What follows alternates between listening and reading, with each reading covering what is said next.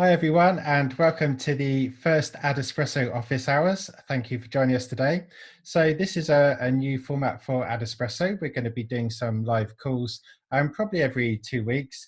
I'd like your feedback on that. So if you've got any comments, just comment on this post here. We're going to keep it short, keep it brief, about 20 minutes today. So I'd like to introduce you to Antonio Calero. He's joining us from Madrid today. He's our head of marketplace services. Hi, Antonio. Hi, guys. How's it going? And also joining us on this call is Francesca Calici, who's our marketplace team leader. He's joining us from Rome today. Hey, guys. And myself, Paul. I'm joining you from the UK office, and I work on the marketplace team as well. So basically, we're working with clients all day long, booking Facebook ads, reviewing campaigns, also doing coaching sessions. So we've really got our finger on the pulse of what's working now. So in this session today, we're going to be looking at the effects of the coronavirus and basically the volatility at the moment on Facebook advertising, whether it's impacting performance, improving performance, the kind of winners and losers there. So I'm going to hand over to Antonio first to give some insights on what he's seen from advertising with various clients that we manage there. Well, what a time to be alive, guys. It's really incredible. A lot of things have happened in just such a short period of time. And that's affecting and impacting all aspects of our society, culture and economy, and of course, all social media as well. It's funny that we are somehow used to see some big changes happening when it comes to advertising, especially in seasons like Black Friday or Thanksgiving or Christmas. Everything becomes crazy and costs usually go up and down and fluctuate quite quickly. But usually when I mean quickly, it's a matter of weeks. What we are experiencing now is changes happening in a matter of days. I've seen some campaigns that just in 2-3 days, the costs were changing. In some campaigns, I've seen a decrease in costs. I'm not saying that should be the norm happening, but it's true that I've seen a lot of advertisers stopping their campaigns because it's not because of moral issues. It's not the best time maybe to advertise. They don't want to sound too vague or too superficial for the clients. But there are also other companies advertising because they may provide help and they want to do a branding exercise. So I'm not sure if that drop in prices I've seen in the past few days could be correlated with the coronavirus thing or not. Again, it's a thing I've seen happening in a few days. Maybe next week things will be different. But for sure, what is happening at the moment is a lot of fluctuation, a lot of quick changes in a short period of time, which means that you all guys need to be prepared. It's not enough just to create your campaign, sit and relax and leave the algorithm do its thing for weeks or 2 weeks. Now probably it requires more of your time to be constantly there. I mean, not constantly, but probably check on your campaigns every 2, 3, 4 hours, at least twice a day, because the chances of getting changes happening are more likely now than they were ever before. Thanks, Antonio. And Francesca, you've been working with a lot of our clients and you've been onboarding some to help run their advertising, and then people are moving up and down levels. What's the kind of pattern that you're seeing with advertising? Just for clients in general, are people kind of getting on board and starting to run more ads, or are they really backing off at the moment? Yeah, thank you for the question, Paul. So basically we have the situation is that we have some specific verticals that are suffering way more than others. I would say travel, live events, local businesses are suffering right now in terms of generating conversions and relevant results with the advertising. But this also means that we have more ad space for other advertisers. We have some other verticals that are working well, of course, e-commerce, esports, and in general, training and education. What we are seeing is that most of the clients who are in the most affected vertical are kind of switching strategy and creating ads more focused on content creation, and they are working so hard to create solid editorial plans to get people engaged, because right now it is of course not the right time to think about converting or to converting well, but to be and to get engaged with the clients and with the communities, with the audience. So basically, it is very important right now to be focused on content marketing and in general content production, and that's why this is a nice example. Disney just closed all the parks worldwide, and just launched it very fast, the streaming platform. So basically, that's the right example to see this kind of switch of mentality. So basically, again, we have some specific verticals suffering in this moment, and these businesses worldwide are switching their ads objective. Of course, they are reducing the budget, and the big challenge here is to reallocate the budget, because we know that in marketing in general, we have a big part of the budget is for events, offline events, and so on. So now they are allocating the budget to the advertising. But the most important thing I wanted to share with you guys is that right now, to create engaging content for the people who are locked down worldwide, it is the main thing to do, to be there solid with the engagement, to create interesting content for them and not being focused on conversion. Again, good thing on the other side is that we have, of course, more space for other advertisers to, and that's why we were discussing a couple of minutes ago about that. We are seeing a decrease in CPA for some businesses, and one possible reason could be the fact that again, less advertiser means lower cost per acquisition, and in general CPC and other metrics. So yeah, what I think right now is that if you are in that specific vertical, and if you are suffering right now, you can switch a bit your final goal, which needs to be right now to be focused on engaging the clients and offering them solid content with solid editorial plan to be ready to restart again after the coronavirus. Thanks, Francesca. And I love the case study there about Disney. I'm sure Antonio's already signed up for the Disney Plus streaming service to get all the Star Wars episode. Not yet, but I have two little kids, and there are not enough movies on Netflix. I have Netflix, I have Amazon Prime, and there are not enough movies to keep my kids entertained for that long. So probably I should go to Disney Plus as well. So it's a really good example of a business that can diversify. I've got about 3 clients where they've got the e-commerce side, and they also do wholesale, and they're finding that the wholesale side of things is just drying up, because they're doing wholesale to bricks and mortar stores. Some of those stores are closing, or they've got reduced footfall. Also, they can't go to trade shows. I've just had 2 conferences cancelled in the last week, so I know the trade shows are being affected as well. So they're really leaning heavily on the e-commerce. What we've got now is we've got the results of a little poll that we ran in our AdEspresso University Facebook group. That's our private Facebook group for our customers. And we asked them how they were seeing, what kind of trends they were seeing with their own advertising results.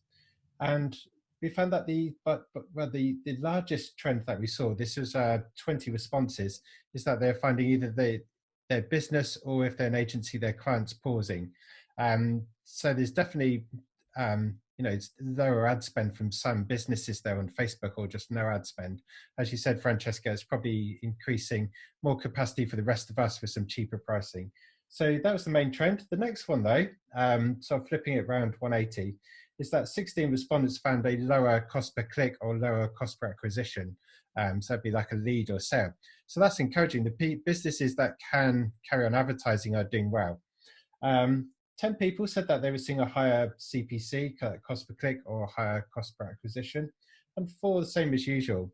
So kind of one message might be there is that, it depends on your business. If it's still ticking over, you're still getting some cash flow coming in, then you're probably not going to get over this, because it might take a while. You're probably not going to get over it just by cutting costs. You can only cut costs so much. You've really got to be trying to find new ways to increase those sales, and there is some cheap advertising space there. I don't know if either you, Francesca, or Antonio's got any thoughts on that there. I totally agree with you, Paul. It depends on the vertical or the industry, or even the business. But more importantly, it also depends on the message you are showing to clients. If your ad shows clients or shows users the idea that you are there just to get their money, no matter what, no matter if it's there's a global crisis or whatever, you just run the same ads. Even if I was normally interested in your ad, in this moment of my life, I would be like quite upset about the situation. So like, hold on, why this guy showing me the ad now asking for money when it's not probably the best time? Was if you flip it over and try to show empathy and try to change the message. I'm not saying stop the campaigns. You can still run those campaigns, but show users that you care about them. Not give me your money, but rather I'm here to help you. What I offer may help you. I'm a TV streaming platform. Yes, I need money. We are all businesses. The world cannot stop. But I'm here to help you because you are locked down at home with 2 little kids, and it could be entertaining for the whole family. And guess what? For this situation, I'm going to drop my prices for like X%. So that is the same message, but with a different flavor. You know, people think, oh, yes, they are here to help me out. So I think that's where people may see ups or downs in the cost. Maybe it has nothing to do with the industry or with the market, but more with the fact that some companies are just running the same old campaigns while other companies are adapting to these quick changes. That's my opinion. Yeah, I totally agree with that. With you, Paul, and Antonio. I just want to put in the table another example that I've been looking on our network, and it is from Mercedes in China. They basically started creating engaging content to show people. For instance, I saw an ad. Basically, they were offering the possibility to see the interior of a car model on a 360-degree format, which is cool. So basically, the point is, we know that, and there are other company in the same vertical that are giving the possibility to buy a car and to have it delivered at home. So basically, they are changing the models as well. So what I want to say is that the changes we are seeing in the advertising side is also reflecting. This is a very big aspect on the model of the companies as well. Meaning the companies start thinking about changing or switching a bit their models as well to adapt to this change, right? And so in this sense, the strategies on the ad side is changing together with with this big situation that is happening globally. So again, I just wanted to reinforce this part, which is basically to really be focused on helping people and entertain people to help them spending their time in a good way while they are locked down. Great, and go back to that Disney example. I saw that they were going to be releasing some extra content early onto their streaming platforms, just like Antonio was saying, is that this is the time to help people, and that's exactly how they've responded to it there. So kind of before we wrap up, just got some final thoughts here. The first is that we're definitely seeing across the world, you know, I've got clients from Australia, US, UK, loads of other countries. And what we're seeing is a lot of day-to-day volatility. The situations are changing so fast. So you can't just look at the one-day data and say, oh, my campaigns are flying or they're doing really bad. Probably something happened yesterday that to impact on that, you know, something in the real world kind of offline. So, you know, have a look at your 7-day view, have a look at 14-day view, even 30-day view. Because what I'm seeing is there's loads of peaks and troughs, but it kind of averages out. Probably overall, my e-commerce clients, they're kind of just like normal or maybe slightly down at the moment. But there's still some good opportunities, especially with that cheap traffic there.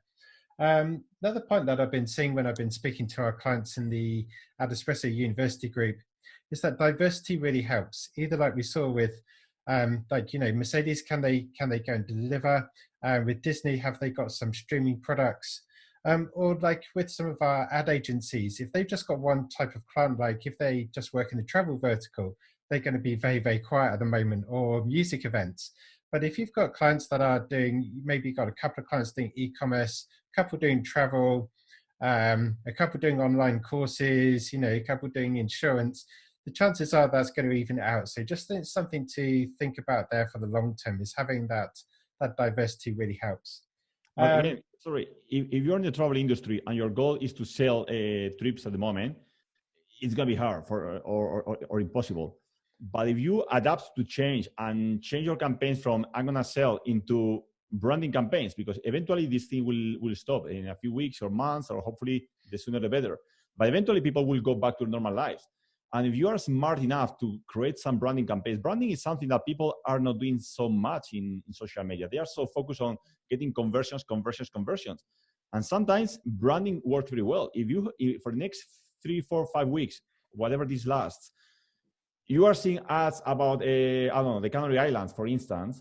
And what you're going to think is going to happen when this travel ban ends? People are going to think, oh, Canary Islands were such a beautiful place. I'm going to book my trip there. So that's what I mean. It could be in the same industry, but you need to adapt your message. Even if you think, okay, my company cannot do anything at the moment. No, you still can. You can do branding. You can show empathy, or like Francesca said before, just create nice content that will keep people entertained.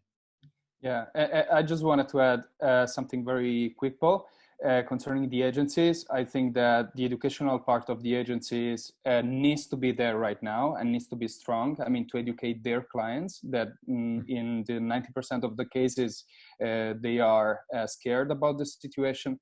So it is on top of the agencies to educate the client and explain how it is important to be focused on higher marketing goals, like as Antonio said, branding, content marketing, create solid content, entertaining content for the people that will buy again, because this is not the end of the world, right? Yeah, excellent. So thank you for your time, both of you. One last final thing for any viewers there is Facebook announced yesterday that they're going to be giving $100 million of basically cash grants and Facebook ads credits to small businesses. So if anybody's got a small business, I think up to 30,000 businesses can apply. So go to facebook.com/business/grants, or just Google Facebook business grants. They're not giving full details yet, but there's an option so they can be notified. So that could be interesting for some clients there. Saying this is a pilot episode. If anybody's got any ideas for the next episode, please just drop it in the comments below. If anyone's got any questions about this, if anyone wants to dive into these topics further, just email me at paul@adespresso.com and I'll reply to every email. So Francesca, Antonio, thanks for joining me today. Thank you very much, guys. Thank you. Thank you. Bye.